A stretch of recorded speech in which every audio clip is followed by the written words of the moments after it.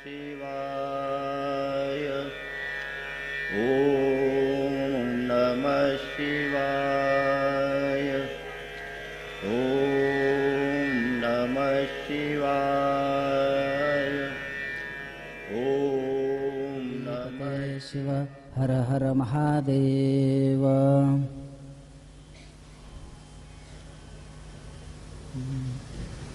कथं लिंगं प्रतिष्ठाप्यं कथं वा तस्य लक्षणं कथं वा तत्समभ्यर्चन् देशे काले च केनहि. आपण श्रावण मासाच्या निमित्ताने कालपासनं शिवपुराण श्रवण करत आहोत. आज आपण द्वितीय दिवसाच्या द्वितीय सत्राला प्रारंभ करत आहोत.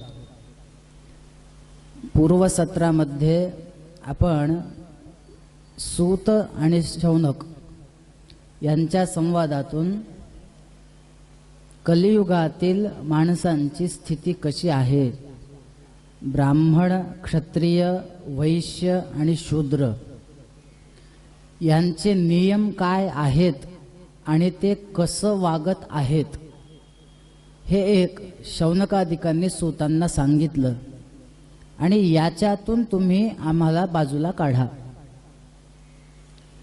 त्यामध्ये साध्य, साधन आणि साधक हा विचार त्यांनी सांगितला.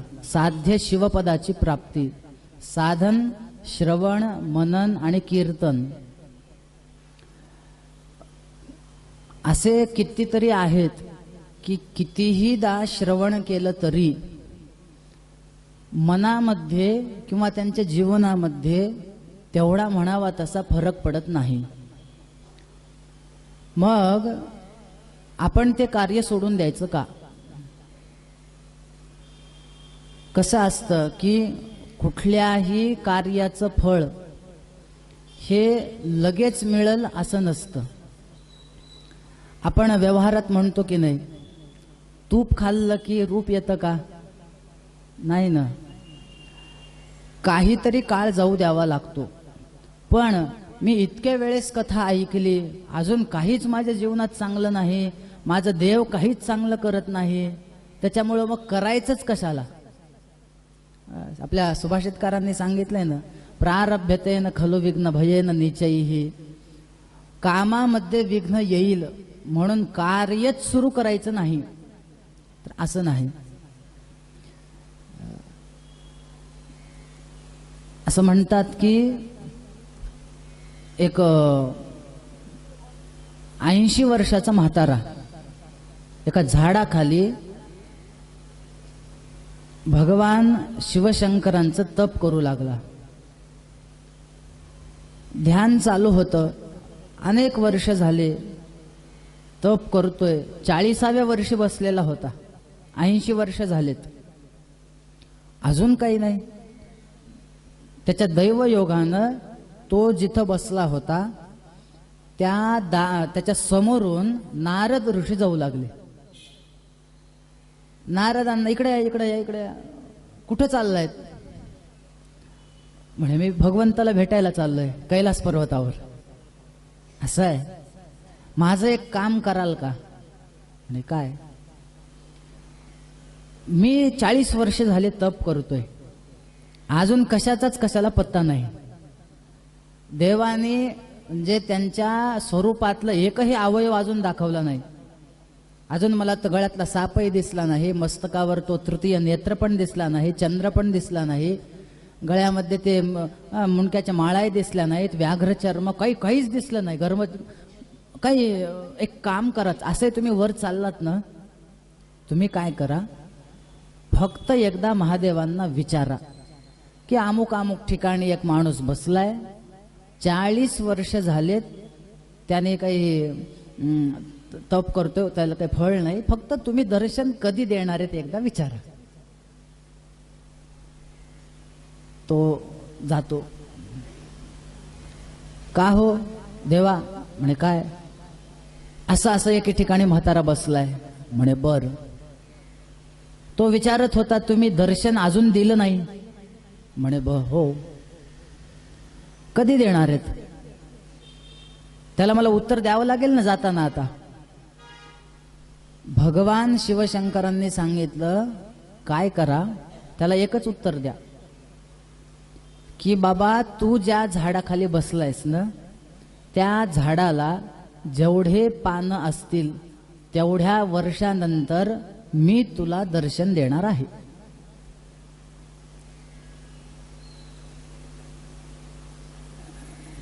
त्याने ते ऐकलं. तो आता कसं आहे, आधीच म्हातारा झालेला होता. आणि म्हाताऱ्या लोकांना जर आता त्यांना जर सांगितलं की एवढ्या वर्षानंतर दर्शन, मग म्हातारा जगेल का ऐकूनच? बरं, मग मी वाक्य सांगितल्यामुळे जर मेला असं जर म्हणलं तर मग माणसाला मारण्याचं पातक मला. नारद तिथं गेले. तो माणूस तयारच होता. या नारदजी, झाली का महादेवांची भेट? म्हणे झाली. माझा प्रश्न? म्हणे हो, विचारलं मी. उत्तर काही दिलं का? म्हणे हो, दिलं ना. कधी देणार आहेत दर्शन? तर नारदांनी ते आठवलं मनातच की ज्या झाडाखाली हा बसलाय त्या झाडाला जेवढे पानं तेवढ्या वर्षानंतर याला दर्शन आहे.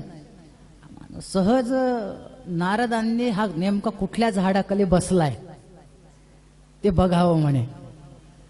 आणि वर बघितले तर नेमकं ते चिंचेचं झाड निघालं.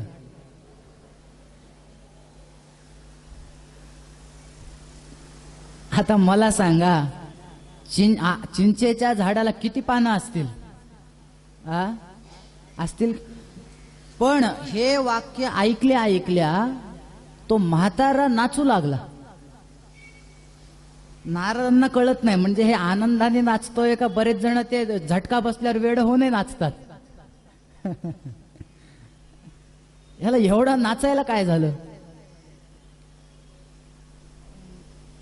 नारदांनी विचारलं घाबरत घाबरत, बाबा असं हे होऊ नकोस, होईल काम, होईल तुझं, होईल तुझं, कर जप तप करत जा. त्या माणसाने सांगितलं, मी डिप्रेशन मध्ये आलो नाही म्हणे. मग तुम्हाला नाचायला काय झालं?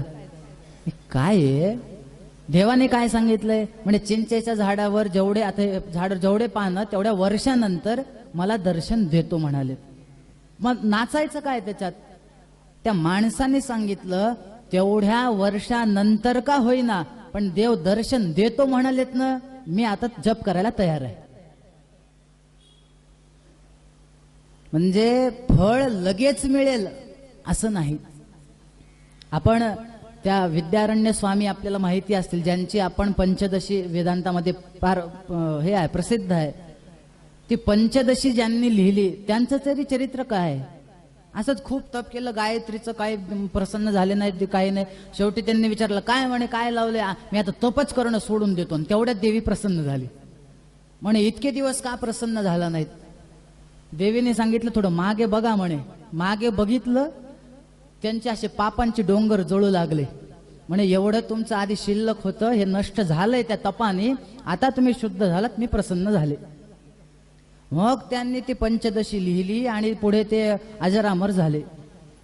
मी हे का सांगतोय की साधन त्यांनी श्रवण सांगितलंय, पण श्रवण केल्या केल्या लगेच त्याचं फळ मिळेल असं नाही. म्हणून श्रवण करत राहायचं. एखाद्या वेळेस नाही, 2 वेळेस नाही, 3 वेळेस नाही, कमीत कमी आपण कसं आहे, धर्म कार्य केलेलं हे कधीच वाया जात नाही. कसं असतं, भगवंताने गीतेत सांगितलंय ना, शुचीनाम श्रीमतांगे हे योग भ्रष्टोभिजायते अथवा योगिनामेव कुले भवते धीमताम. केलेलं कर्म वाया जात नाही, उलट त्या कर्माचं फळ त्याला, ठीक आहे आता थोडे पाप कमी झाले, अजून थोडे कमी झाले, आणि मग त्याला त्याचं फळ निश्चित भेटतं. म्हणून साधनम किम, त्याचं उत्तर ऋषींनी दिलं श्रवण. त्यानंतर प्रथमतः लिंग पूजा कशी उत्पन्न झाली, तो लिंग स्वरूप कसं झालं हे आपण बघितलं. आता उत्पन्न झालेल्या लिंगाची स्थापना कशी करावी? मी तुम्हाला म्हणालो होतो की विद्येश्वर संहिता जी आहे ही ज्ञानप्रधान आहे.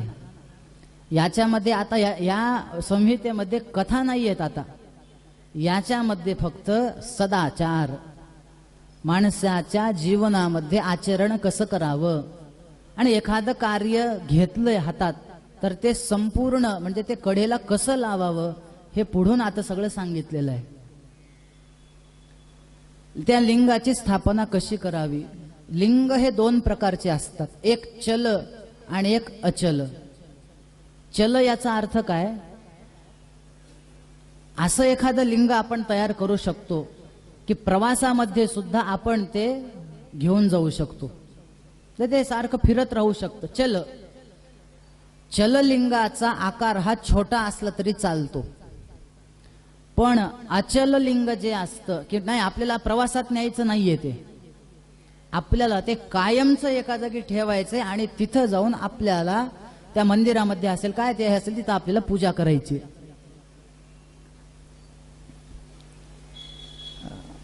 त्याला उचलण्याची गरज नाहीये, पण त्याचा जो आकार आहे ना तो थोडा मोठा सांगितलेला आहे.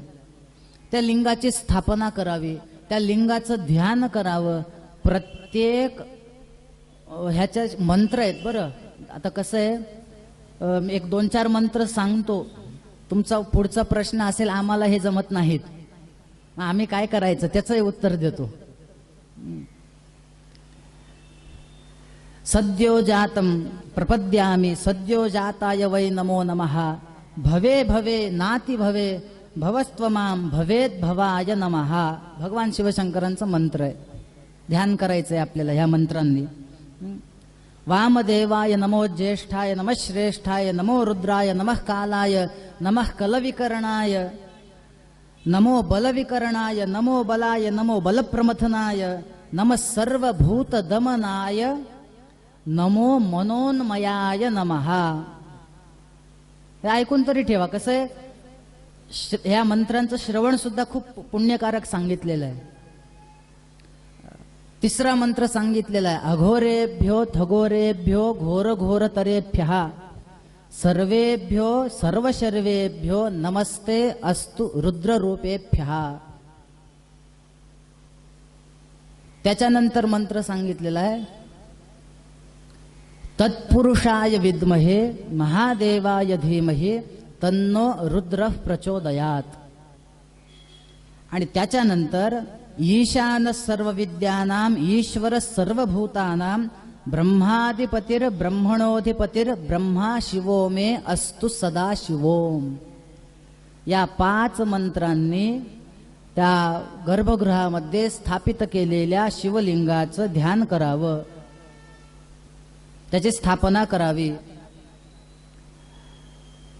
त्या लिंगाबरोबरच असं वर्णन आहे, पंचाक्षरेण वैरंतु उत्सवार्थम बहिस्तथा. म्हणे एक मूर्ती सुद्धा ठेवावी शंकरांची. कशासाठी, एखादा उत्सव जर असेल तर ते लिंग उचलता येईल का, आता त्याचं अचल स्थापना केलेली आहे, अचल लिंग आहे ते. मग काय करायचं, एक मूर्ती ठेवायची आणि उत्सवासाठी त्या मूर्तीचा आपण वापर करायचा. त्याच्यानंतर त्या मूर्तीची षोडशोपचार पूजाच करायची. आता तुम्हाला तर ते मंत्र कोणाला बरेच जणांना पाठ नसतील समजा, मग काय करायचं, त्यांनी सोपा उपाय सांगितलेला आहे. नमः शिवाय या मंत्राने तुम्ही सगळं करू शकता. आता नमः शिवाय म्हणायला अवघड आहे का, नाहीये. श्री शिवाय नमस्तुभ्यम हा सुद्धा मंत्र आपल्याला शिवपुराणात सापडतो. ते म्हणत म्हणत सुद्धा आपण भगवंतांची पूजा करू शकतो. फक्त काय आहे, असा ह्याच्यात विषय आहे की ओम नमः शिवाय असा बरेच जण जप करतात. तो मंत्र चुकीचा आहे असं नाही, पण स्त्रियांनी तो मंत्र म्हणायचा नाही. कुठला, ओम नमः शिवाय. मग त्यांनी कशाचा जप करायचा, नमः शिवायचा जप सांगितलेला आहे. पंचाक्षरी मंत्र आहे तो. बघा, न म शि वा झाले 5 अक्षरी. पुरुषांसाठी षडक्षरी आहे. षडक्षरी मंत्र कधी झाला, ओम लावलं तर. नियम असा आहे की ओम हे स्त्रियांनी म्हणू नये. त्याचे दुष्परिणाम शरीरावर पण होतात असं वर्णन आहे. ओम म्हणू नये. बरेच जण तर थेट वेदमंत्र म्हणतात, म्हणजे स्त्रियांनी म्हणू नयेत. अशा काही घटना घडलेल्या आहेत की जे आता कसं आहे, ठीक आहे, ज्यांना माहितीच नाही त्यांनी जर त्याचा जप केला तर त्याचं मला नाही वाटत पातक लागेल. पण माहिती असून हे कोण सांगणार आहे आम्हाला न म्हणू द्यायचं, आम्ही म्हणणार, असं जर डोक्यात घालून जर ते सुरू केलं तर त्याचं विपरीत फळ मिळेल. वेद मंत्र म्हणू नयेत. शास्त्रकारांनी आपल्या पुराणकर्त्यांनी दोघांनाही समान हे केलेलं आहे. म्हणजे जर एखाद्या वेळेस पुरुषासाठी जर मंत्र असतील त्याच ताकदीचे त्याच प्रभावाचे काही पौराणिक श्लोक इकडे लगेच तयार केलेले आहेत. बघा, थोडा एक विषय आपण ह्याचा एक विचार करू शकतो. रुद्र हे स्त्रियांनी म्हणू नये, वेदमंत्र आहेत. मग रुद्रजन्य पुण्य आम्हाला नाही का पाहिजे? आम्हालाही पाहिजे. मग त्याच्यासाठीच लगेच आपल्याला त्याच प्रभावाचं महिम्न स्तोत्र सांगितलेलं आहे की ते स्तोत्र म्हणायला चालतं. महामृत्युंजय मंत्र, त्र्यंबकं यजामहे सुगंधिं पुष्टिवर्धनम उर्वारुकमिव बंधनान् मृत्योर्मुक्षये मामृतात, स्त्रियांनी म्हणू नये. मग आता त्या मंत्राचं सामर्थ्य आम्हाला, मग त्यांनी सांगितलंय त्याच अर्थाचा तसंच सामर्थ्य असणारा एक श्लोक सांगतो. म्हणजे कुठला आहे? मृत्युंजयाय रुद्राय नीलकंठाय शंभवे अमृतेशाय शर्वाय महादेवाय ते नमः. त्याच सामर्थ्याचा पुरुष सूक्त असेल, आम्हाला जमत नाही, तुम्हाला इकडं आहेत लगेच त्याचे श्लोक आहेत, असा एकही हे नाहीये की त्याचे तुम्हाला पौराणिक मिळणार नाहीत. गणेश सूक्त आहे, ब्रह्मणस्पती सूक्त आहे, हे त्यांना चालत नाही स्त्रियांना. मग त्यांनी काय करायचं? आपल्याला त्याच सामर्थ्याचे स्तोत्र सुद्धा आहेत. म्हणून हा विषय इथून निघाला की नमः शिवाय, नमः शिवाय हा जप करावा. आणि ह्याचा मी खूप जवळून अनुभव घेतलाय की आमचे एक यजमान आहेत, ते राहतात सध्या ऑस्ट्रेलियाला. त्यांनी एकदा सांगितलं, ते आहेत मूळ हैदराबादचे, की महाराज मला झोपेमध्ये सारखं माझं देवघरच प्रज्वलित झाल्यासारखं स्वप्न पडतं. ते कसं काय? मी तर हे करते, ते करते, ते करते. म्हणलं काय काय करता? तिने सुरुवात इथून केली. मी त्र्यंबकं यजामहेचा दररोज 1 माळ जप करते, मी हे सूक्त म्हणते. मग मी त्यांना सांगितलं काय आहे, ठीक आहे, आता तुम्हाला इतके दिवस माहीत नव्हतं, ठीक आहे, पण तुम्ही तो मंत्र न म्हणता मृत्युंजयाय रुद्राय हा श्लोक तुम्ही सुरू करा.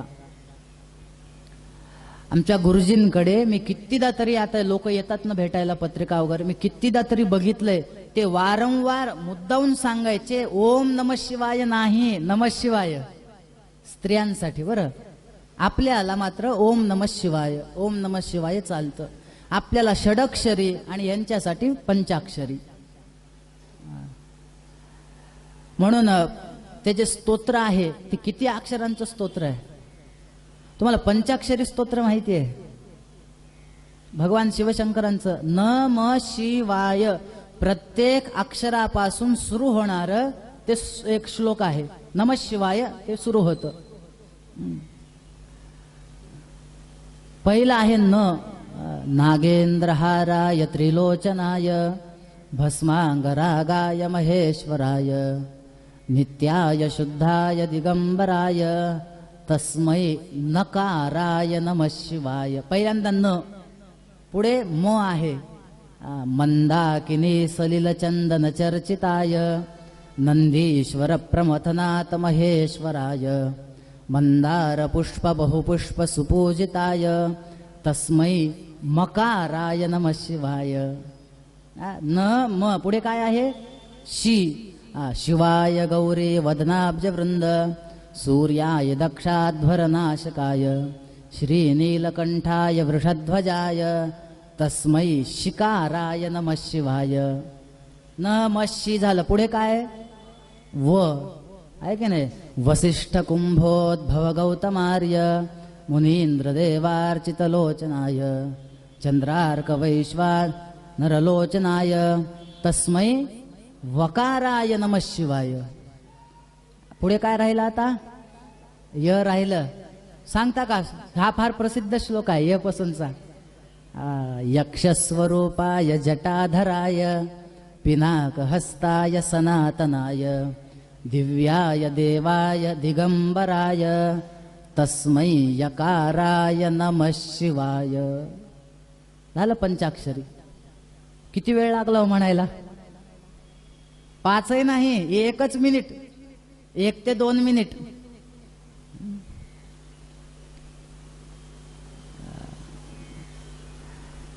जर वेद मंत्र जमत नसतील तर आपल्याला स्तोत्र आहेत ना.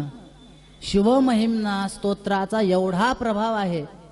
शिवमहिम्नाचं महात्म्य सांगताना शेवटी काय सांगितलेलं आहे, याच्यासारखं स्तोत्र नाही. शेवटी सांगितलं की नाही पुष्पदंतांनी. त्याच्यामुळं अहो शंकरांची कितीतरी स्तोत्र आहेत. ध्याये नित्यम महेशम रजतगिरीनिभम किंवा आपलं हे आहे शिवमानस पूजा, किती सुंदर स्तोत्र आहे. रत्नैः कल्पितमासनम हिमजलैः स्नानंच दिव्यांबरम. काहीच नाही जमलं तर जमलं 12 ज्योतिर्लिंग स्तोत्र. सौराष्ट्रे सोमनाथंच श्रीशैल्ये मल्लिकार्जुनम उज्जयिन्यां महाकालम ओंकार परमेश्वरम परल्यां वैद्यनाथंच डाकिन्यां भीमशंकरम सेतुबंधे तु रामेशं नागेशं दारुकावने वाराणस्यान्तु विश्वेशं त्र्यंबकं गौतमी तटे हिमालये तु केदारं घृष्णेशं तु शिवालये. झाले ना ज्योतिर्लिंग. किती वेळ लागला. त्याच्यामुळं मंत्रात्मक भाग हा पुरुषांसाठी आणि जे स्तोत्रात्मक भाग असतील ते सगळं स्त्रियांसाठी. नमः शिवायचा जप करावा. पुढे नमः शिवाय त्याचं काय महात्म्य अजून पुढे आलेलं आहे, ते मी येईल तसं सांगेल. ठीक आहे, मग आता काय करायचं, लिंग स्थापन केलेलं आहे. त्याच्यानंतर नमः शिवाय किंवा मी आधी जे काही मंत्र सांगितले त्याच्याने पूजा पण सुरू केलेली आहे. पूजा झाल्यानंतर भगवंताला नैवेद्य दाखवावा असं वर्णन आहे की ज्या ठिकाणी माणसांनी स्थापन केलेलं लिंग असेल, बघा बरं, माणसांनी स्थापन केलेलं लिंग असेल त्याच्या 4ही बाजूंनी 100 हात पुण्यक्षेत्र आहे म्हणून सांगितलेलं आहे. विद्येश्वर संहिता अध्याय क्रमांक 11 श्लोक क्रमांक 55 लिंगास्तद हस्तशतम पुण्यम क्षेत्रे मानुषके विदुहु. माणसांनी लिंग स्थापन केलेलं असेल तर 100 हात ते पुण्यक्षेत्र आहे. त्याच्यानंतर एखाद्या ऋषींनी जर ते लिंग स्थापन केलेलं असेल तर 4ही बाजूंनी 1000 हात ते पुण्यक्षेत्र आहे म्हणून सांगितले. त्याच्याही पुढे एखाद्या देवतांनी जर ते लिंग स्थापन केलेलं असेल तरी सुद्धा काय ऋषी आणि देव यांनी स्थापन केलेल्याला 1000 हात पुण्यक्षेत्र आहे. आणि एखादी स्वयंभू जर लिंग असेल, स्वयंभू लिंग जिथं असेल त्याच्या 4000 हात बाजूचं पुण्यक्षेत्र आहे म्हणे. बघा,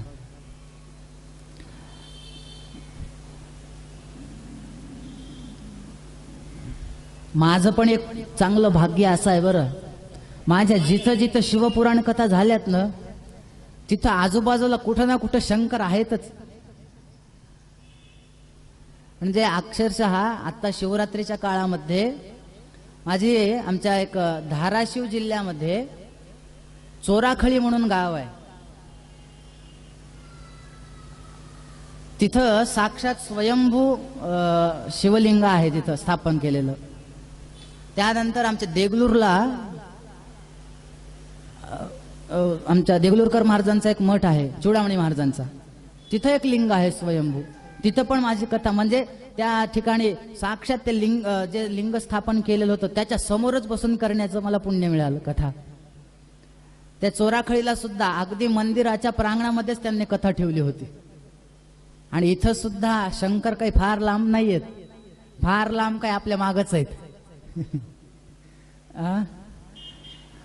ते तिथून बघतायत, म्हणून तर ते सगळ्यांच्या माग आहेत. म्हणजे माझ्या माग तर कोणी राहिलं नाही त्यांना आशीर्वाद द्यायला.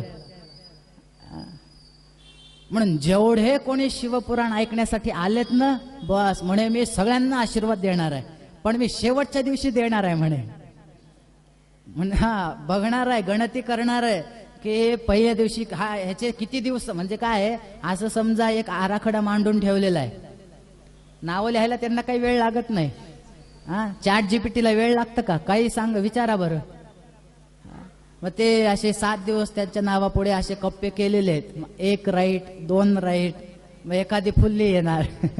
अरे हा आला नव्हता, 3ऱ्या दिवशी नव्हता, 4थ्या दिवशी नव्हता.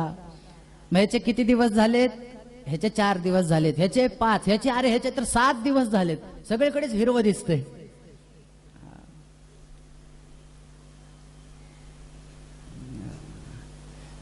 म्हणून ज्या ठिकाणी स्वयंभू मूर्ती असेल त्या ठिकाणी 4000 हात ह्याच्याने ते पुण्यक्षेत्र सांगितलेलं आहे.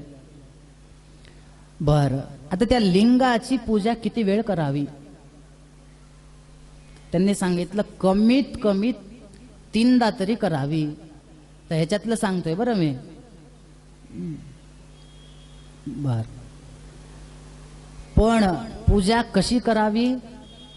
यथा देहे तथा देवे.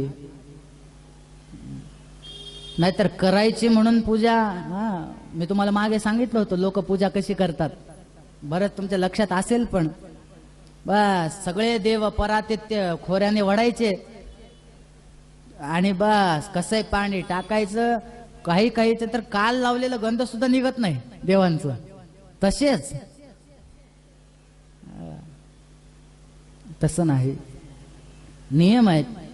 देवतांना कोणत्या हाताने गंध लावावं नियम आहेत आपल्याकडे. हे मधलं बोट स्वतःसाठी सांगितलेलं आहे. हे जे बाजूचं आहे ते भगवंतास देवतांसाठी सांगितलेलं आहे. हे ऋषींसाठी सांगितलेलं आहे. हे पितरांसाठी सांगितलेलं आहे. आणि हे अंगठा म्हणजे यजमानांसाठी. 5 बोटांचा वापर कसा करावा? ऋषींना जर गंध लावायचा असेल तर करंगळी वापरावी म्हणे.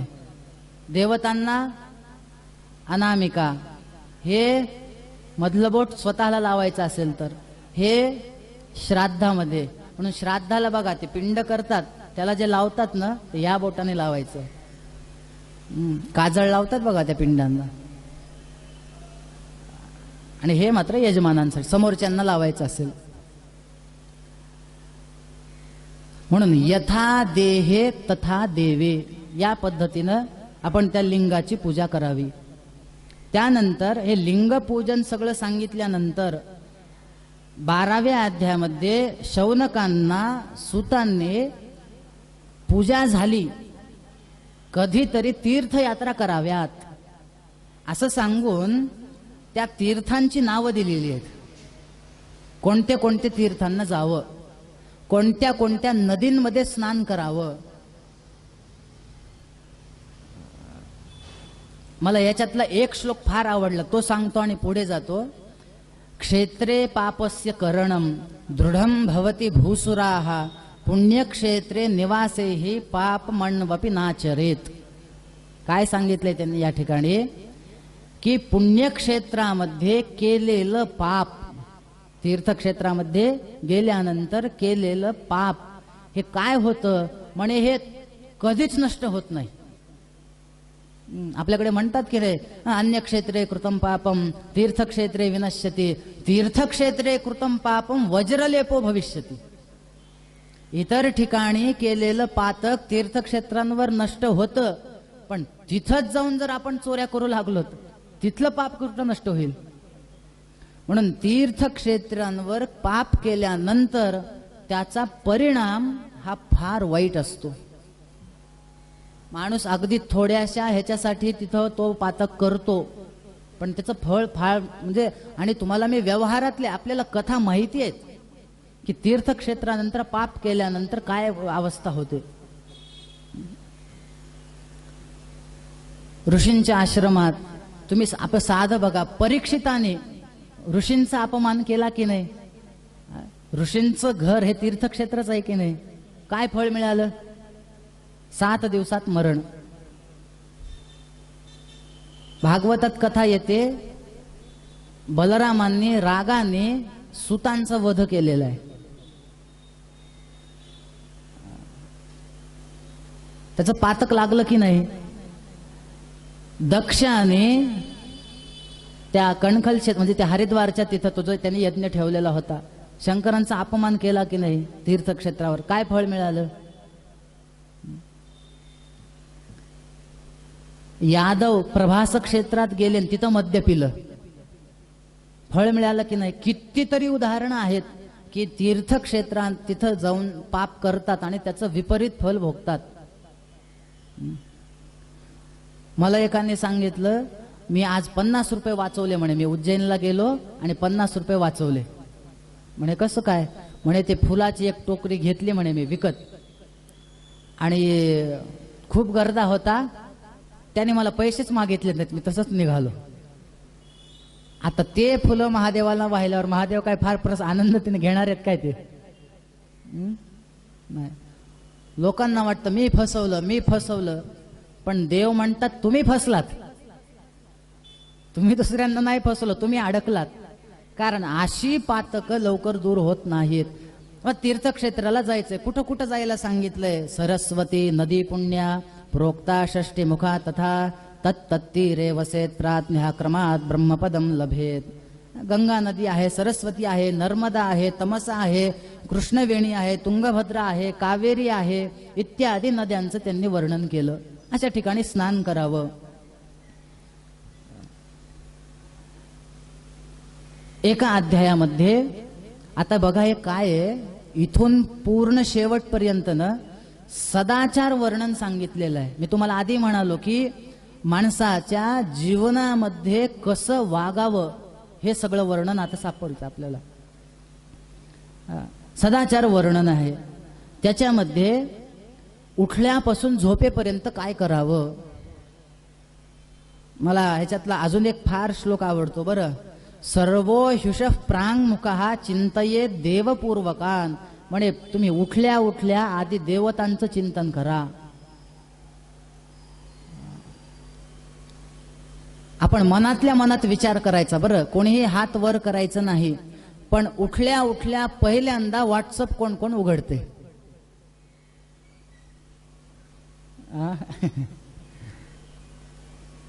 असे कित्येक तरी आहेत. झोप झाले की व्हॉट्सअप, झोपायच्या आधी पण व्हॉट्सअप. नाही, उठल्या उठल्या आपल्याकडे मंत्र सांगितले आहेत, कराग्रे वसते लक्ष्मी म्हणायला सांगितलेलं आहे.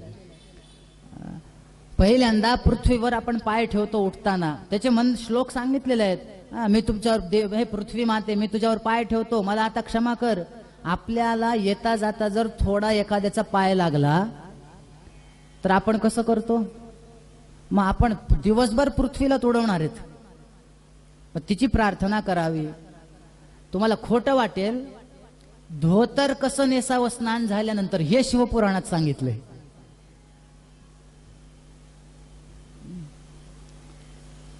बघा, धौत वस्त्रम समादाय पंचकच्छेन धारयेत. 5 काष्टे, म्हणजे आपण ते म्हणतो ना 5 वेळेस आपण ते धोतर हे करतो. पहिल्यांदा एक मिरी, नंतर दुसरे मागून एक काष्टा वगैरे. धोतर कसं नेसावं इथून सांगितलेलं आहे. त्याच्यानंतर उठल्यानंतर मग म्हणजे धोतर वगैरे नेसलं, स्नान झालंय. बघा बरं उठल्यापासून क्रम कसा दिलाय. उठल्यानंतर भगवंताचं स्मरण करून स्नान झाल्यानंतर वस्त्र नेसून, वस्त्र सुद्धा धौत वस्त्र शब्द टाकला. याचा अर्थ कमीत कमी दररोज धुतलेले कपडे घाला, पारशे घालू नका, हे तरी आपण घेऊ शकतो. त्याच्यानंतर मग म्हणे आता कपाळाला गंध लावणं आवश्यक आहे. बरेच जण म्हणतात आम्ही गंध लावत नाहीत, ही काही स्टाईल नाहीये, आपण अजिबात गंध लावत नसतो. का? नाही, मी सायन्सचा विद्यार्थी आहे. कोणी सांगितलं? त्यांनी सांगितलं का गंध लावू नका? तसं नाही. उठल्यानंतर तुम्ही कुठलंही गंध लावा. सध्या शिवपुराण चालू आहे म्हणून त्यांनी भस्म लावायला सांगितलेलं आहे. पण ठीक आहे, तुम्ही त्रिपुंड लावा किंवा तुम्ही असं उभं गंध लावू शकता, कसंही लावा. शाक्त असाल तर कुंकू काहीही करा, पण कपाळाला काहीतरी लावा. त्याच्याशिवाय तसंच फिरू नये.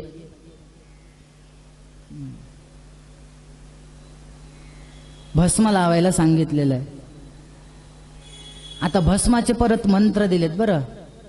अग्निरिती भस्म, वायुरिती भस्म, जलमिती भस्म, स्थलमिती भस्म, व्योमेती भस्म. कसं आहे, बरेच जण कारण काढतात.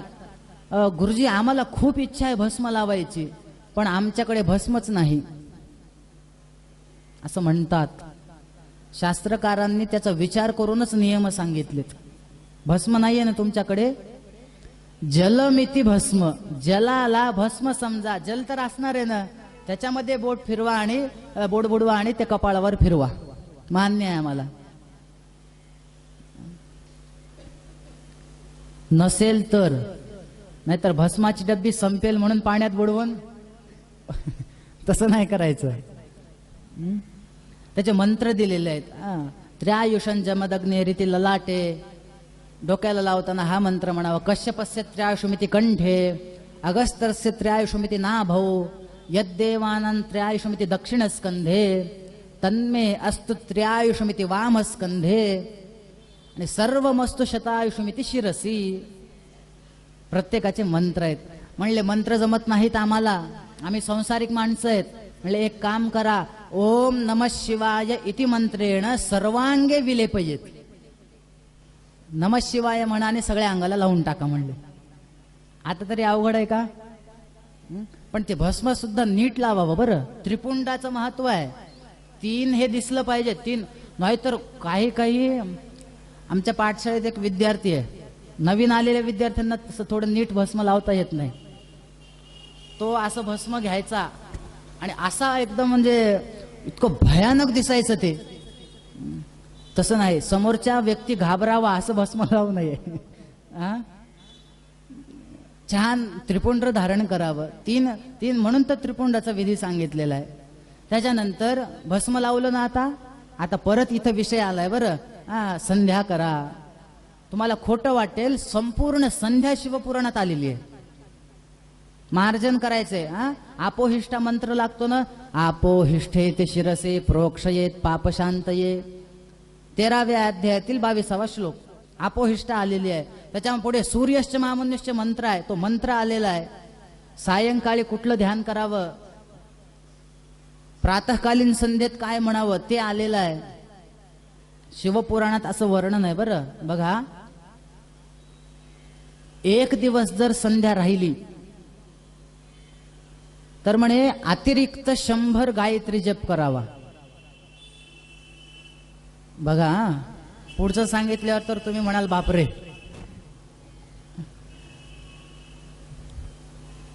काय वर्णन आहे?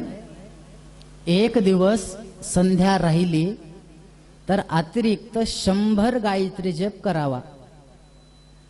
10 दिवस ज्याची संध्या राहिली म्हणे 1,00,000 गायत्री जप त्यांनी करावा.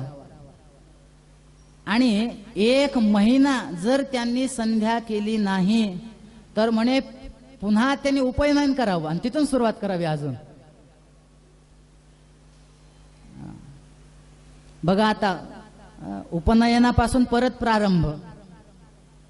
1 महिना जर संध्या केली नाही तर म्हणून मी आधी म्हणालो काही जास्त करायचं नाही, फक्त 10 गायत्री जप, काय 24 नावं, प्राणायाम, आपोहिष्ठा, सूर्य असेल तर अर्घ्यदान, म्हणजे सूर्य आणि संध्याकाळी वरुणाला अर्घ्यदान, अर्घ्यदान झाले की गायत्री न्यास करून जप, 2-3 मंत्रांचं काय हे आहे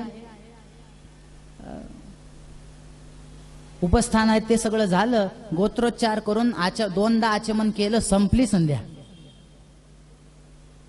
संध्याचं त्यांनी हे दिलेलं आहे बरं, महत्व खूप दिलेलं आहे. त्याच्यानंतर हे सगळं हे काय आहे, आता बघा, उठला, स्नान झालं, सगळं झालं, कपडे नेसले, संध्या केली, सगळं झालं, आता बाहेर पडायचंय घरातून.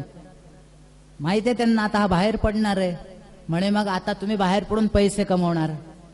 आता पैसे कसे कमवावेत हे त्यांनी सांगायला सुरुवात केली.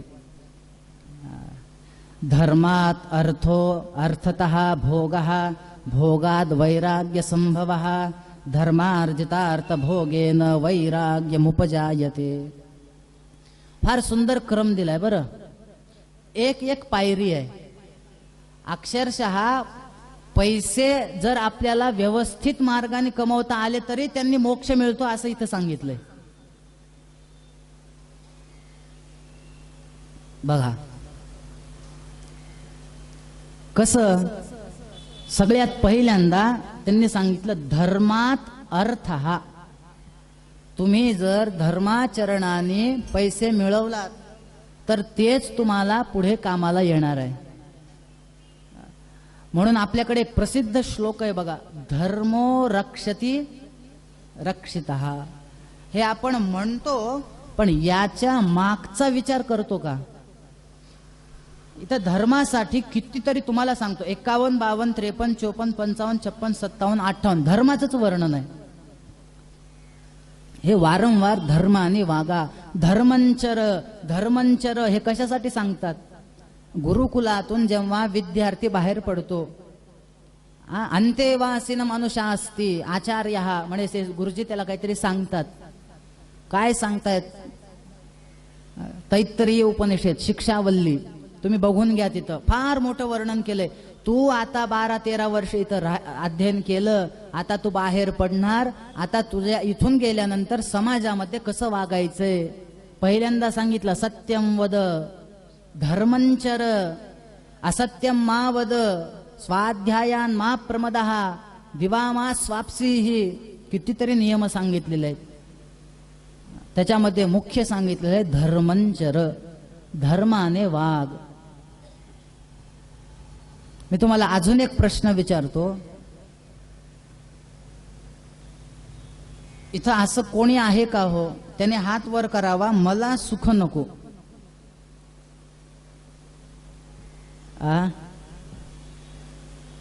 उग एखादं तरी असावं, नको सुख मला, जाऊ द्या म्हणेल का? नाही ना. आता बघा, ती सुखाची जी पायरी आहे ना, त्याच्या आधी काही 5-6 पायऱ्या आहेत. ती पायरी म्हणजे सुख प्राप्ती करायची असेल तर काय करा? बघा बरं, क्रम कसा दिलेला आहे. विद्या ददाति विनयम. सगळ्यात पहिल्यांदा तुम्ही विद्या प्राप्त करा. कुठपर्यंत जायचंय आपल्याला? सुखापर्यंत. हा, पायरी लक्षात ठेवा. आपल्याला प्राप्त काय करायचंय? सुख. असं एकही व्यक्ती नाहीये की तो म्हणतो मला सुख नको. अनुकूल वेदनीयम सुखम, व्याख्याच त्याची ही आहे. जे सगळ्यांना हवंसं वाटतं त्यांनाच सुख म्हणतात. इतरे छान धीन इच्छा विषयत्वम असं वर्णन वेदात आहे, आपल्या वेदांत शास्त्रात. सुख, ज्याची इच्छा केल्यानंतर पुन्हा कशाची इच्छाच उरत नाही त्याला सुख म्हणा.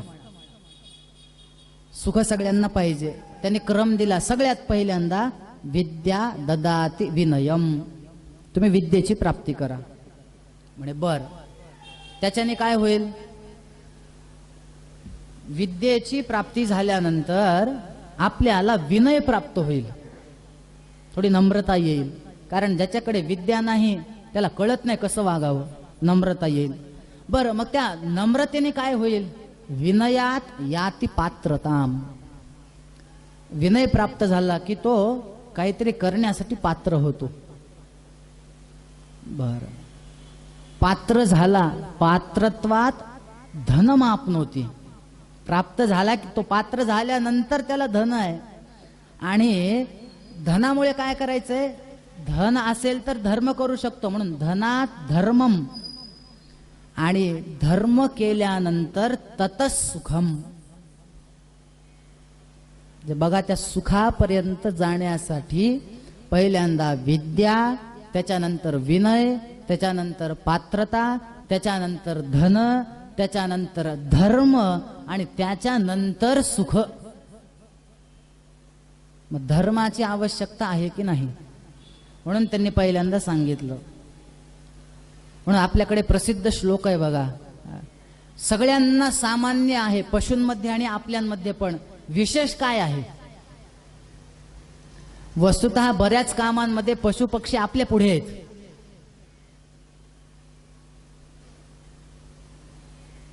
आपण जास्त वेगाने धावू शकतो का घोडा? घोडा.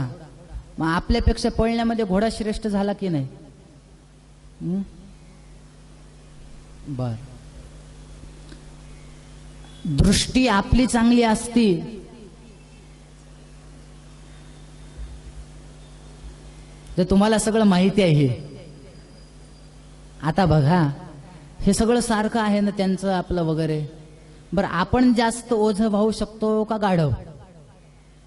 गाढव. बर, आपण जास्त बलवान का हत्ती? हत्ती. जे सगळ्यांपेक्षा आता सध्या तर प्राणीच श्रेष्ठ आहेत, बरोबर. आपला आहार जास्त का प्राण्यांचा आहार जास्त? म्हैस जास्त खाते का माणूस जास्त खातो? माणूस. काही काही म्हशीसारखे असतात, पण नियम काय सांगतो? कोण जास्त खातं? प्राणी जास्त खातो. मग हे सगळ्यांमध्ये जर बघितलं तर प्राणी आपल्या पुढे आहेत.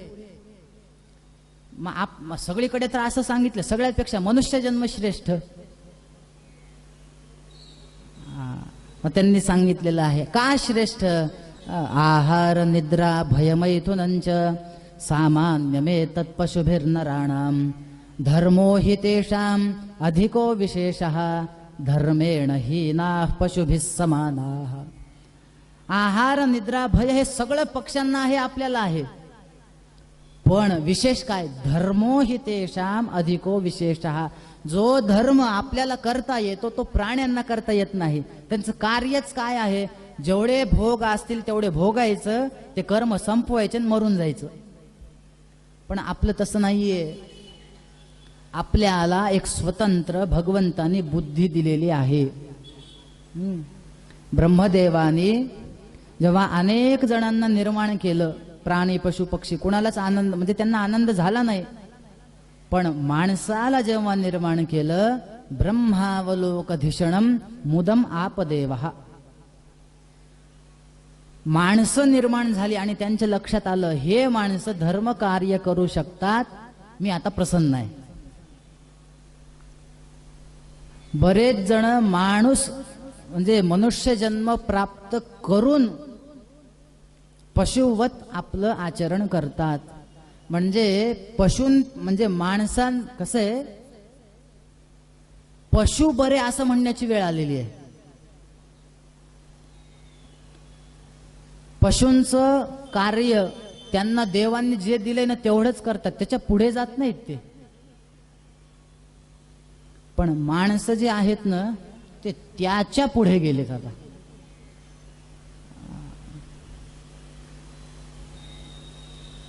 मग धर्म हा सगळ्यात विशेष आहे.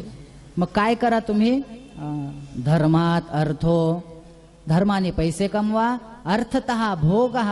अर्थ मिळाल्यानंतर तुम्हाला भोग पण मिळतील. त्यांनी सांगितलेलं आहे, धर्मार्जितार्थ भोगेन वैराग्यमुपजायते. म्हणजे धर्माच्या मार्गाने मिळवलेला जो काही पैसा आहे त्याच्याने सुद्धा वैराग्य निर्माण होऊ शकतं. आणि वाईट मार्गाने पैसा आल्यावर नोटाबंदी झाल्यानंतर बरेच जण एवढे परेशान झाले. का झाले का नाही आपल्या सगळ्यांना माहिती आहे. बरं, आता एक ठरलं ना, धर्माने वागलं पाहिजे, त्याच्यासाठी मनुष्य जन्म आहे, शिवपुराण तेच सांगतं. मग आता मला सांगा, धर्म म्हणजे काय? लवकर झोपणे आणि लवकर उठणे हा धर्म आहे का? हे वाईट आहे असं म्हणत नाही, पण याला धर्म म्हणायचं का? वेळेवर जेवणे हा धर्म आहे का? नाही, ह्या सामान्य गरजा आहेत. धर्म कशाला म्हणायचं? तुम्हाला सांगतो, मीमांसेमध्ये धर्माचं फार विश्लेषण आहे. तेवढा खोल आपण विचार करणार नाहीत. 14 लक्षणार्थो धर्म हा फार त्याचं एक मोठं लक्षण केलेलं आहे. वेदेन प्रयोजनम उद्दिश्य विधीयमान अर्थ हा धर्म हा, असं एक धर्माची व्याख्या आहे. थोडक्यात सांगू का? हे सगळे प्रमाणे सांगत नाही. जे वेदांनी करायला सांगितलेलं आहे ते करणं म्हणजे धर्म, आणि जे वेदांनी करू नका सांगितलेलं आहे त्याला म्हणायचं अधर्म. सोपी व्याख्या आहे, ह्याच्यापेक्षा काही अवघड नाहीये. वेदांनी जे सांगितलंय, माऊलींनी तर फार धर्माची सुंदर व्याख्या सांगितली आहे. बरं, येथ वडील जे जे करीती तया नाम धर्म ठेविती, तेची येर अनुष्ठिती सामान्य सकळ. म्हणजे जे मोठे लोक करतात ना, त्यांचं बघून आचरण करावं, पण त्याच्यासाठी मोठ्यांनी सुद्धा आधी चांगलं वागावं.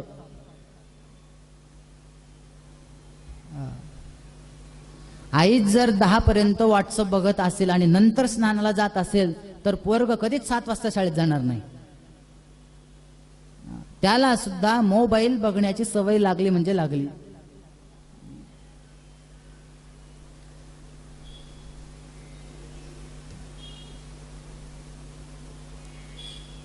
धर्माचा जो विचार आहे ना, हा थोडा कसं आहे, वेगवेगळ्या लक्षणांचा जर विचार केला तर आपल्याला त्याच्यामध्ये अनेक मतभेद दिसू शकतात. महाभारतामध्ये धारणा धर्म मिथ्याहु धर्मो धारयते प्रजा अशी एक व्याख्या आपल्याला सापडते.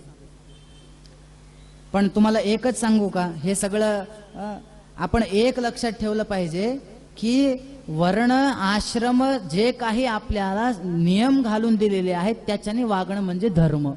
यांनी काय सांगितलंय? अधर्मो हिंसिका रूप हा. जर तुम्ही अधर्म केलात तर तुम्हाला त्याचं पातक लागेल. आणि धर्मस्तु सुखरूपक हा, शिवपुराणाच्या विद्येश्वर संहितेत सांगितलं. धर्म असेल ना मग तुम्हाला सुख मिळेल. ठीक आहे, थोडा काही काळ आपल्याला कधी कधी दुःख पण येऊ शकतं. नाही, मी एवढं चांगलं वागतो. आमच्याकडे एक काकू आहेत, आमचे शेजारी, ते सारखं म्हणतात देवाला माझं चांगलं झालेलं भगवतच नाही, देवाला भगवत नाही. तसं नाही. आपण आपलं कार्य करत जर गेलं तर मात्र. त्याच्यानंतर याच अध्यायामध्ये दान महात्म्य पण सांगितले. बरं, ते मी नंतर सांगणार आहे. ते फार विस्ताराने सांगितलेलं आहे. याच्यामध्ये एक 5व्या 6व्या दिवशी वेळ मिळाला तेव्हा सांगेल. दान कसं करावं, कुणाला करावं, पात्र अपात्र, कधी करावं, त्याचा वेळ काय, त्याच्यानंतर जर अपात्र तर काय होतं, सगळं सांगितलेलं आहे. पण एकच सांगतो, शरीराचं वजन वाढलं तर म्हणे व्यायाम करावा. मनाचं जर वजन वाढलं तर म्हणे ध्यान करावं. आणि धनाचं जर वजन वाढलं तर दान करावं. बस, आजच्यासाठी दान महात्म्य एवढंच. दानाचं महात्म्य सांगितलं. त्याच्यानंतर मग वैश्वदेव इत्यादी पण सांगितलेत. बरं, पंचमहायज्ञ आपल्याकडे सांगितलेले आहेत.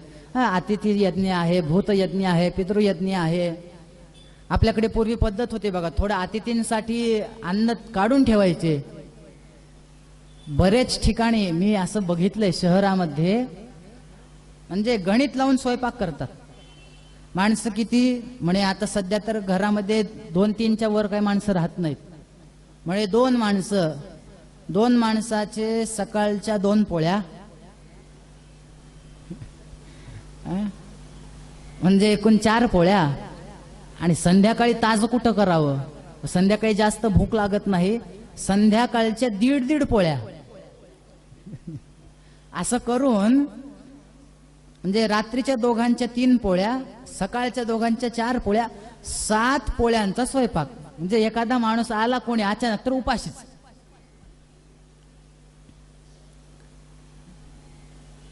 नाही, मान्य आहे, खूप भरमसाठ करून ठेवू नये. वाया जाता अन्न, सगळं बरोबर आहे. अन्न हे परब्रह्म आपण म्हणतो, हे पण बरोबर आहे.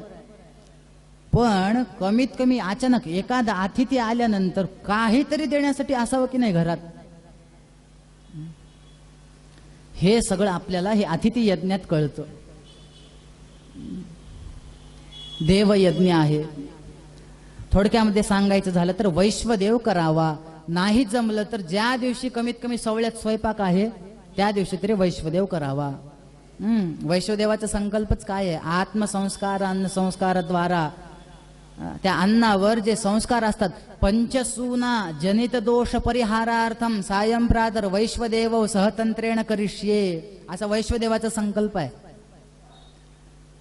अन्नामध्ये काही दोष असतील तर ते दूर व्हावेत, त्याच्यासाठी वैश्वदेव आहे. त्याच्यानंतर दान महात्म्य आहे, पात्र अपात्राचं महात्म्य दिलेलं आहे. अजून एक विशेष म्हणजे ओंकाराचं महात्म्य आहे, पण पुढे पण आपल्याला एका ह्याच्यामध्ये ओंकार महात्म्य येणार आहे, ते मी काय आता सांगणार नाही. तुम्हाला आता जवळपास 18व्या 19व्या अध्यायामध्ये भस्म रुद्राक्ष महात्म्य पण आपल्याला पाहायला मिळतं. ते सांगतो आणि मला वाटते तोपर्यंत 8 वाजतील काय की आता. ते काय, मला घड्याळ बघितलं की पटपट पानं फरवावे लागतात मग असं होतं ते. बघा, भस्म जे आपण लावतो ना, त्याच्यामध्ये 3 प्रकार सांगितलेले आहेत. एक आहे लोकाग्निजनित भस्म, एक आहे वेदाग्निजनित भस्म आणि एक आहे शिवाग्निजनित भस्म. म्हणजे काय, थोडक्यांमध्ये असं काहीतरी एखादा कुठलं तरी पदार्थ नष्ट झाला, त्याचं हे झालं, ते राग झालं, तो लोकाग्नी, तो भस्म, म्हणजे त्याला तेवढं हे नाहीये. वेदाग्नी म्हणजे श्रौत स्मार्त भस्म जे असतं, थोडक्यामध्ये आपण बघा एखादा यज्ञ झाला ना, आपल्याला सवय असते बघा, त्या कुंडातला आपण भस्म घेतो. जरी नाही घेतलं तरी ते आचार्य त्या दिवशी तरी ते भस्म सगळ्यांना लावण्यासाठी देतात. ते स्मार्त श्रौत भस्म असेल, त्या भस्माचं अधिक महत्व आहे. आणि बेलाच्या झाडाचं म्हणजे ते जे लाकूड आहे ते जळाल्यानंतर त्याचं जे भस्म आहे त्याला शिवाग्नी भस्म म्हणतात. ते महादेवांना अधिक प्रिय आहे.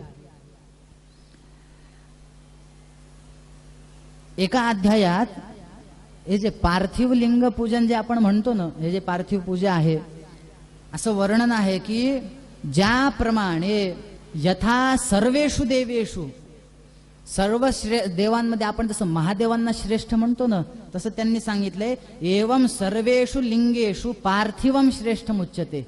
पार्थिव लिंगाला अधिक महत्व दिलेलं आहे. त्याचे महत्व वर्णन करणारे फार श्लोक आहेत. यदा नदीषु सर्वासु श्रेष्ठा ज्येष्ठा सुरापगा, जशी सगळ्यात श्रेष्ठ गोदावरी आहे, गंगा आहे, त्याप्रमाणे सर्व पूजांमध्ये पार्थिव लिंग पूजन श्रेष्ठ आहे. पार्थिवाच्या लिंग कसं पूजन करावं सगळं सांगितलेलं आहे. प्रत्येक आसनाचा एक मंत्र दिलेला आहे. बरं, यजुर्वेदामध्ये ते मंत्र आहेत. पार्थिव लिंग पूजन स्थापन केलं, नमः शंभवाय च मयो भवाय च, नमः शंकराय च मयस्कराय च, नमः शिवाय च शिवतराय च. पहिल्यांदा क्षेत्र शुद्धीसाठी हा मंत्र आहे. हे सगळे मंत्र सांगत नाही, पण रुद्रामध्ये जवळपास बरेचसे मंत्र त्यांनी इथं वापरलेले आहेत. आसनासाठी, ध्यानासाठी, अर्घ्यासाठी, पाद्यपूजनासाठी, आपल्याला त्याच्यानंतर यज्ञोपवीत धारण करायचे भगवंतांना, त्याच्यानंतर आपल्याला वस्त्र द्यायचे आहेत, गंध पुष्प धूप दीप नैवेद्य प्रत्येकासाठी मंत्र आहेत. आणि ते सगळं स्थापन केल्यानंतर त्या पार्थिव लिंगाचं ध्यानासाठी एक श्लोक आहे. असं म्हणतात की तो श्लोक सगळ्यांनी पाठ करावा.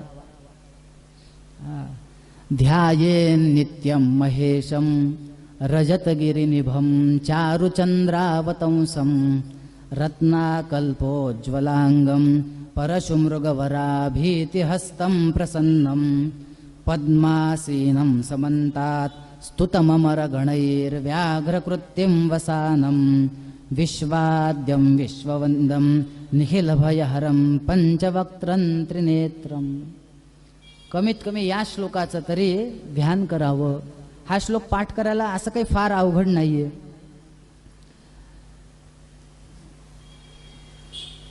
शौनकांनी प्रश्न केलाय, देवा लिंगपूजन झालं, देवाला नैवेद्य दाखवावं लागेल ना आता. म्हणे हो, नैवेद्य खावा की नाही.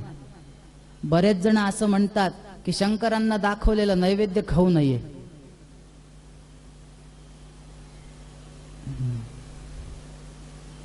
नैवेद्याचं एक विशेष त्यांनी हे केलेलं आहे. भगवान शिवशंकरांचा नैवेद्य खायला हरकत नाही. काय सांगितलंय? नैवेद्य दाखवल्यानंतर तो नैवेद्य जर नंतर खातो, थोड्या वेळानं खातो असं जर म्हणालोत ना, तर म्हणे त्या नैवेद्याचा अपमान होतो. बघा, आगतम शिवनैवेद्यम अन्यदा ग्राह्यमित्यपि विलंबे पाप संबंध. दाखवलेल्या नैवेद्याला जर विलंब केला तर पाप लागतं. म्हणून नैवेद्य दाखवल्यानंतर जास्त वेळ ठेवू नये. त्याच्यानंतर शिवनिर्माल्य, वाहिलेलं जे काही आपले फुलं असतात त्याचं यथायोग्य विसर्जन करावं. त्याच्यावर पाय पडतील असं करू नये. शिवनिर्माल्याचं आपण, तुम्हाला पुष्पदंत माहिती आहेत, कुठलं स्तोत्र लिहिले त्यांनी? शिवमहिम्न. पण ते स्तोत्र कुठं आणि का लिहिलं हे माहिती आहे का?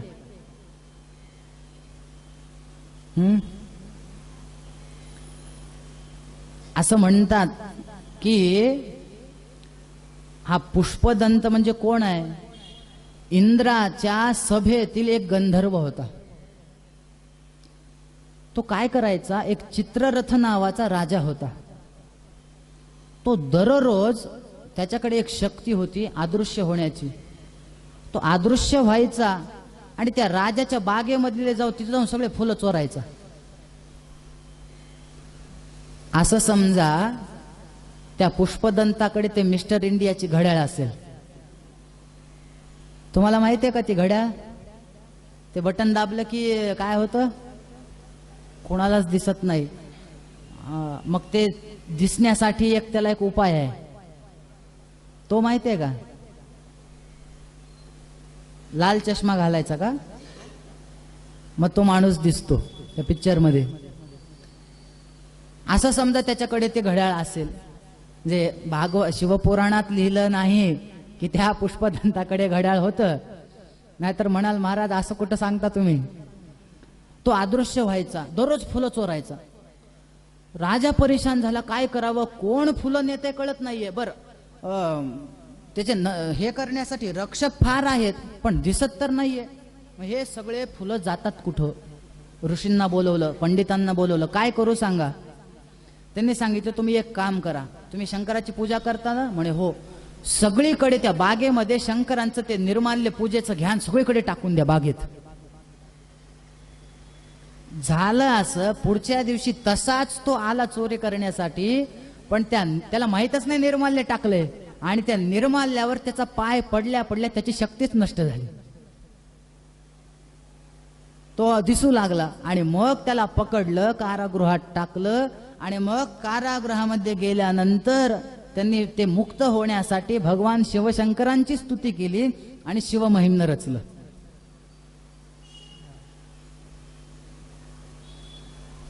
म्हणून आपल्याकडून शिवनिर्माल्याचा अनादर होऊ नये. जर झाला तर त्याचं फळ विपरीत आहे. बर, म्हणजे आम्हाला निर्माल्याचं कळालं, आम्हाला नैवेद्य दाखवावा खावा कळालं. आता आम्हाला बिल्व महात्म्य सांगा. ते बिल्व महात्म्याबद्दल अनेक स्तोत्र आहेत बघा. एका एका स्तोत्राचा जर विचार सुरू केला बिल्व महात्म्याचा तर कमीत कमी अजून 7 दिवस. जास्तही नाही. एक बिल्वम शिवार्पणम, बिल्वाष्टक जरी घेतलं, एका एका श्लोकाचा जर विचार करायला सुरुवात केली तर आपल्याला फार दिवस लागतील. पण शिवपुराणात वर्णन आहे की बिल्व म्हणजे साक्षात शिवशंकर आहेत. बघा, महादेव स्वरूपोयम बिल्वो देवैरपिस्तुतः, महादेव स्वरूप हा अयम बिल्वः. साक्षात महादेव स्वरूप हे बिल्व आहे. एवढंच कशाला,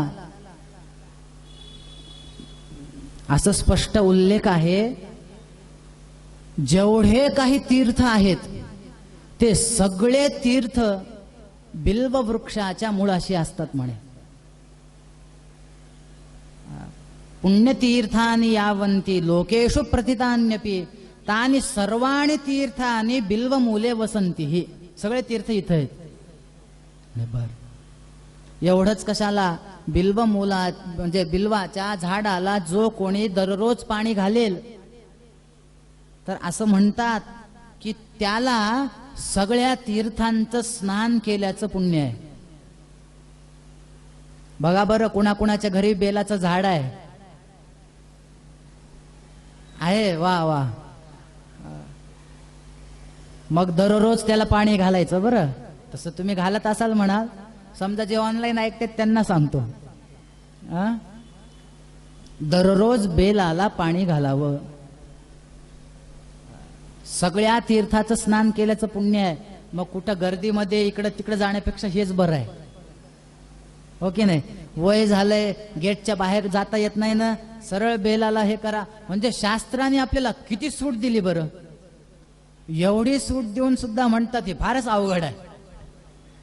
आता अजून किती सूट द्यावी?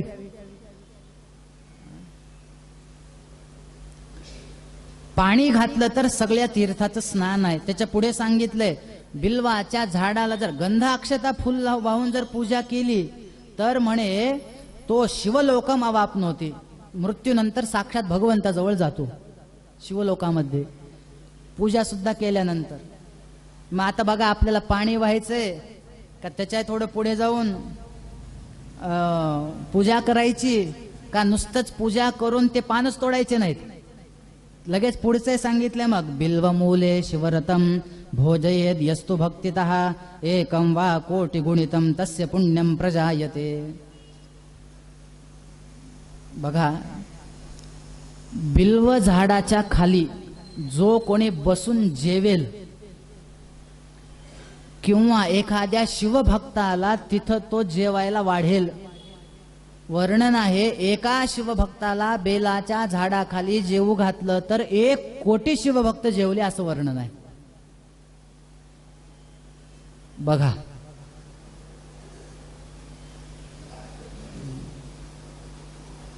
एवढं महात्म्य सांगितलेलं आहे. म्हणून आपल्याकडे काही काही आवळी भोजन इकडे माहिती आहेत का तुम्हाला? त्या झाडाच्या खाली जेवण्याचं काही महत्व आहे. मी आता इतर वृक्षांचं सांगत नाही, पण बिल्वाचं सांगतो. त्याच्या खाली जर जेवलं तर असं असं होतं.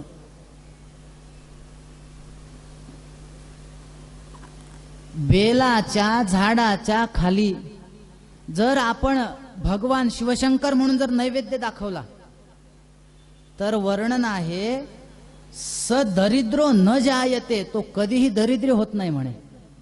त्याला भगवान स्वतः काहीतरी कुठल्या ना कुठल्या रूपाने त्याला ते पोहोचतात. म्हणून आपण बेलाच्या झाडाला नैवेद्य पण दाखवू शकतो, बेलाच्या झाडाला आपण त्याला पाणी पण घालू शकतो आणि त्याला आपण गंध अक्षता वगैरे फूल वाहून त्याची पूजा पण करू शकतो. आणि ते केल्यानंतर दररोज एखादा बेल तोडून ते आपण महादेवांना वाहू शकतो. महादेवांना बेल हा फार आवडतो, फार. म्हणून बिल्व महात्म्य खूप आहे. आपण होईल तेवढं बेलाची उपासना करावी. माझ्या गावाचंच नाव काय माहिती आहे? बेलगाव. लोक मला म्हणतात, महाराज तुमचं गाव बेलगाव आहे, म्हणजे बेलगावला बेलाचे झाड फार आहेत का म्हणतात.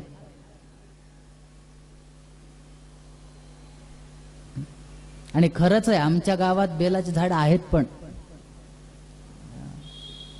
पण श्रावणामध्ये त्याला पानच नसतात. आता का नसतात तुम्हाला कळालं असेल. बस झाड रिकामे.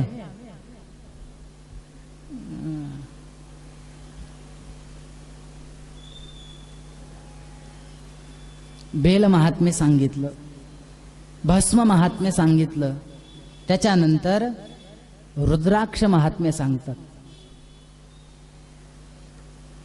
रुद्राक्ष हा केवढा असावा.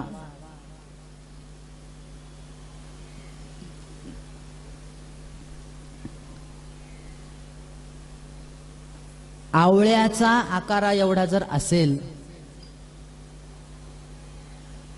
तर तो श्रेष्ठ सांगितलेला आहे. त्याच्यानंतर बोराच्या आकाराचा असेल तर तो मध्यम सांगितलेला आहे, आणि तो चण्याच्या आकारा एवढा असेल तर तो कनिष्ठ सांगितलेला आहे. आता बघा आपल्याकडे कुठले कुठले आहेत. तर माझ्या गळ्यात तर हे बघा चण्याच्याच आकाराचा आहे. अगदी छोटे छोटे मणी आहेत त्याचे. पण रुद्राक्ष धारण तरी करावा बरं. तुमच्याकडे आवळ्याचा आकाराचा आहे का? बर, छोटा आहे.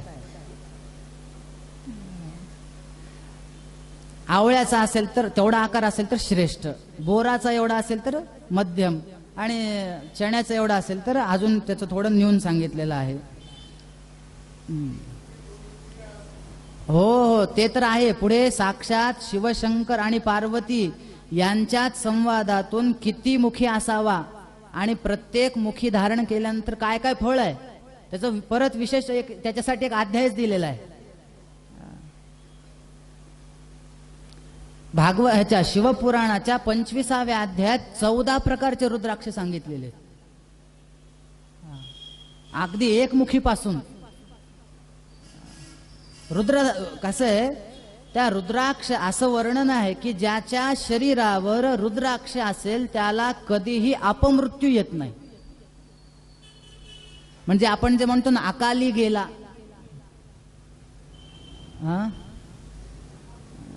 अपमृत्यू त्याचा नष्ट होतो. म्हणून बेल आपल्याकडे हे सांगितलं, आपलं रुद्राक्ष 14 प्रकार तुम्हाला सांगतो. म्हणजे तो बघा, तो किती आकाराचा असावा आपल्याला कळालं, पण तो कसा असावा हे बघा. धात्री फल प्रमाणम, धात्री म्हणजे आवळा, बदरी फल म्हणजे बोर, आणि चण मात्रम म्हणजे चणे. त्याच्यानंतर अजून एक सांगतो बरं, त्या रुद्राक्षाला कीड वगैरे लागलेली नसावी. स्पष्ट लिहिले, कृमिदुष्टम छिन्न भिन्नम, थोडा तुटकाचा आहे, कुठला तरी एखादा टोकच निघून गेलेला आहे, असे रुद्राक्ष धारण करू नये. एवढंच कशाला, स्वयमेव कृतद्वारम, म्हणजे ज्या रुद्राक्षामध्ये आधीच दोरा जाण्यासाठी छिद्र आहे ते रुद्राक्ष अधिक चांगलं.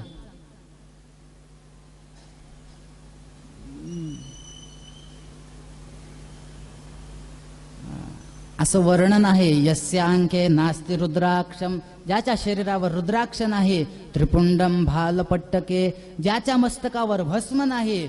मुखे पंचाक्षरं नास्ति, ज्याच्या मुखामध्ये पंचाक्षर म्हणजे नमःशिवाय जप नाही. तम आनय यमालयम, त्याला आन म्हणे माझ्या नरकामध्ये. म्हणून त्रिवेणी संगम इथे एक सांगितलेलं आहे बरं. त्रिवेणी संगम कुठे आहे? कुठल्या कुठल्या नदी एकत्र येतात? गंगा, यमुना, सरस्वती, बरोबर. आता त्रिवेणी संगमामध्ये इथं त्रिवेणी संगम थोडा वेगळा आहे. इथला त्रिवेणी संगम सांगू का तुम्हाला? शिवनाम विभूतिश्च तथा रुद्राक्ष एवच एतत्त्रयं महापुण्यं त्रिवेणी सदृशं स्मृतम. शिवनाम, विभूती आणि रुद्राक्ष हे त्रिवेणी संगम सांगितलेलं आहे. मग आता त्रिवेणी संगम आला की गंगा यमुना सरस्वती आली. मग आता याच्यातलं शिवनाम, रुद्राक्ष आणि भस्म याच्यापैकी गंगा यमुना सरस्वती कोण? प्रश्न पडायला पाहिजे ना. त्याचंही उत्तर लगेच दिले. मला वाटतं व्यास फारच हुशार होते. लोकांना प्रश्न पडतील हे माहिती होतं. त्यांनी लगेच सांगितलं, ऐका, शैवनाम यथा गंगा, म्हणे भगवंताचं शिवनाम म्हणजे गंगा. विभूतीर यमुना मता, विभूती म्हणजे भस्म म्हणजे काय आहे म्हणजे यमुना. आणि रुद्राक्षम विधिजा प्रोक्ता, रुद्राक्ष म्हणजे सरस्वती, सर्व पाप विनाशिनी.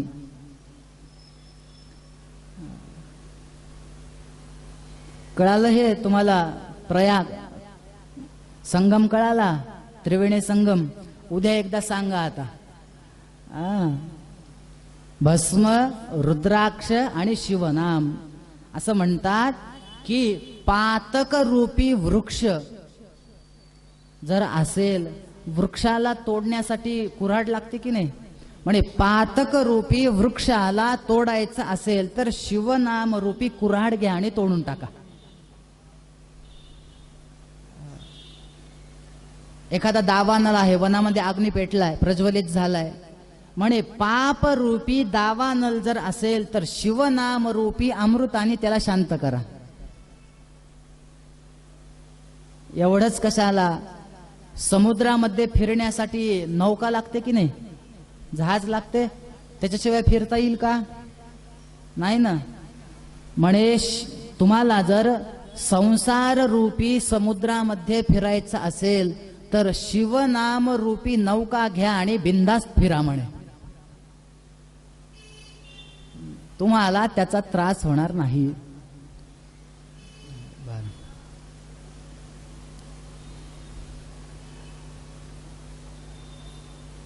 भस्म, रुद्राक्ष, बिल्व हे त्रिवेणी संगम हे महात्म्य सांगून मी तुम्हाला याच्यामध्ये एके ठिकाणी परत ते धारण करण्याचे मंत्र दिलेले आहेत. त्रायुषण जमतक नेरिते ललाटे वगैरे वगैरे ते सगळे मंत्र मी तुम्हाला सांगितलेले आहेत.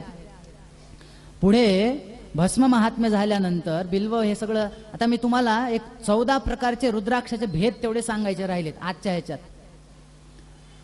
शंकर आणि पार्वतीच्या संवादातून हे सगळं संवाद सुरू झालेला आहे. बरं,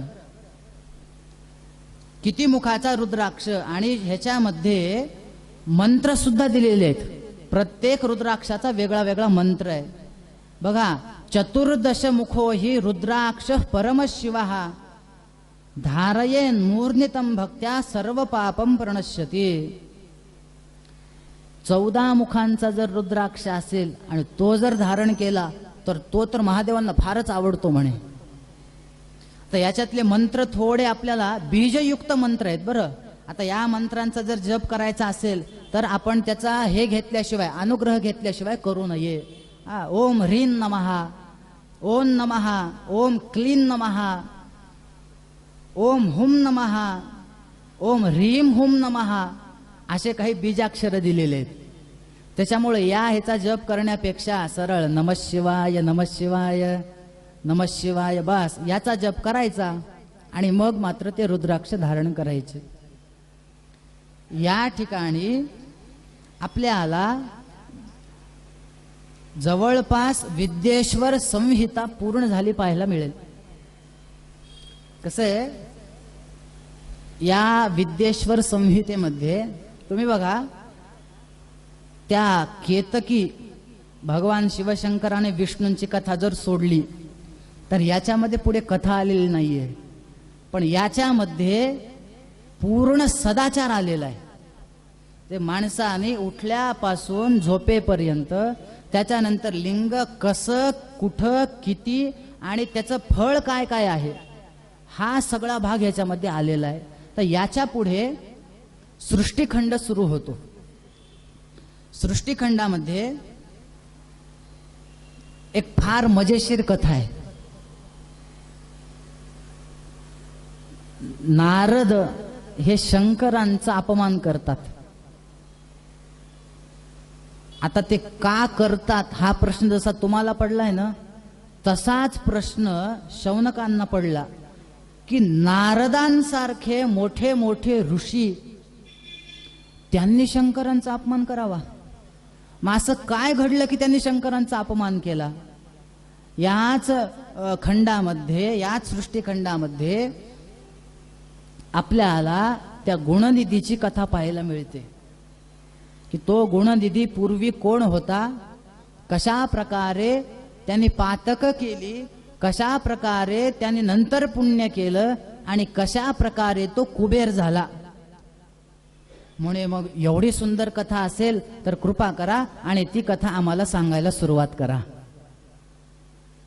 मग सुतांनी सांगितलं, म्हणे त्या नारदांची तर कथा फारच मोठी आहे. त्यांनी अपमान का केला, कसा केला, मग ते कैलासावर कसे गेले, आधी काय घडलं, काय झाल्यामुळे त्यांना अपमान करण्याची बुद्धी झाली आणि नंतर त्यांना चांगली बुद्धी कशी प्राप्त झाली, फार मोठी कथा आहे म्हणे. ते काही मी आज सांगत नाही, ते सगळा कथा भाग मी तुम्हाला उद्या सांगतो म्हणले. आजची कथा आपण या ठिकाणी थांबवूयात. उद्या आपल्याला बरोबर 4 वाजता उरलेला कथाभाग पाहायचा आहे. त्यानंतर आता एक रामाचं पद होईल आणि मग दररोज सारखी आरती होईल. आज आपण इथंच थांबूयात. नमः पार्वती पते शिव हर हर महादेव.